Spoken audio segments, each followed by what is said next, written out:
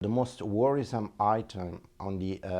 G20 agenda has been the euro area crisis. And this is where we have seen really lack of actions in terms of the G20. And the reason is that Germany has introduced the principle in the euro area that positions at the summit of, say, G8, G7, or G20, like in this case, the euro area members ought to stick to a commonly defined position at the euro area level, which essentially implies a German-led position. And being, Germany rather inflexible, this of course prevents the G20 from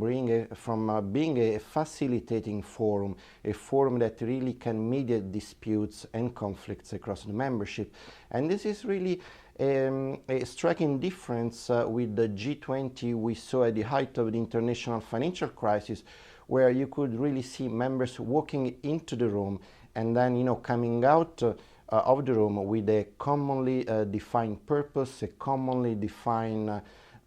vision of the problem and of the actions needed to address the problem.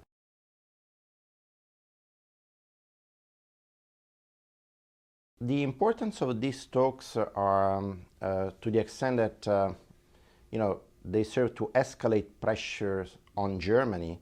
They will produce a favorable background for the other euro area countries to negotiate something with Germany, to extract some more concessions from Germany in their own regional talks, in the regional framework, decision-making framework of the European Union and of the euro area. And therefore this, we should really look at the forthcoming EU summit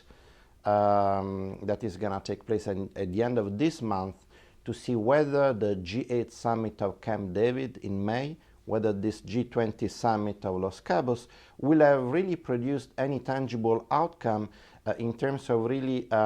introducing some room of flexibility in the German position. Clearly, the more the situation escalates, and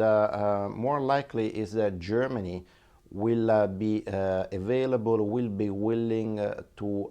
concede on a number of issues on which so far it has constantly denied support.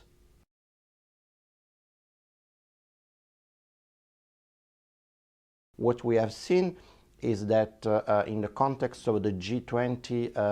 a number of IMF member countries have agreed to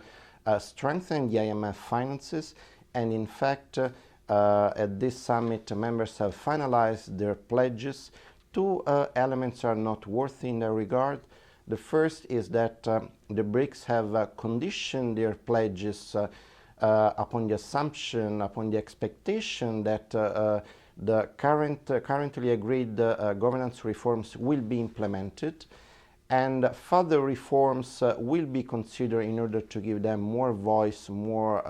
say in the governance of this institution. And then the other important aspect is that the United States has taken itself out of this process. For the first time in the recent history, the United States has not joined this pool of the of countries that have been willing to strengthen the IMF, and has given up an important opportunity for also politically leading this process.